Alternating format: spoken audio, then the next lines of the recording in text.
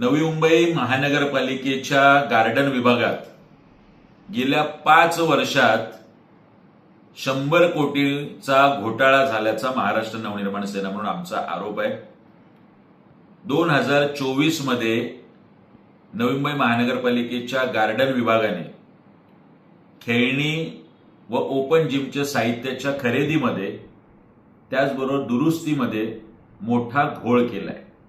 ही सगळी दुरुस्ती आणि खेळण्याची चढ्या दराने यांनी खरेदी केल्याचे आमच्याकडे सढळ असते पुरावे आहेत। सोबतच जो सर्वसमावेशक टेंडर काढलेले आहे ते सुद्धा 18 कोटी जास्त दराने या कंत्राटदारांना देण्यात आल्याचे पुरावे सुद्धा महाराष्ट्र नवनिर्माण सेना म्हणून आज आम्ही लक्षात आणून दिलेत।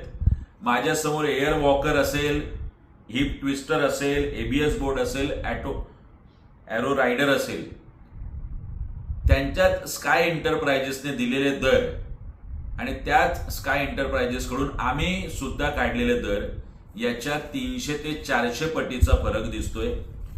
जे एअर वॉकर आम्हाला 24,000 पडते त्याच्यासाठी महापालिकेने 89,000 मोजलेत। जे हिप ट्विस्टर आम्हाला 24,800 मध्ये पडते त्याच्यासाठी 59,000 रुपये भरलेत।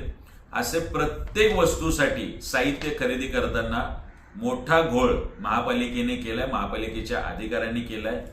महाराष्ट्र नवनिर्माण सेना म्हणून आमची आयुक्तांकडे आणि सोबतच राज्य सरकारकडे विनंती आहे, याची निपक्ष चौकशी झाली पाहिजे, दोषींवर कडक कारवाई झाली पाहिजे आणि गार्डन विभागातल्या या घोटाळ्या संदर्भात संपूर्ण 5 वर्षाची श्वेतपत्रिका राज्य सरकारने काढावी, तरच या दोषींवरती कारवाई होऊ शकेल आणि या घोटाळ्या संदर्भात नवी मुंबईकरांमध्ये जागरूकता होऊ शकेल।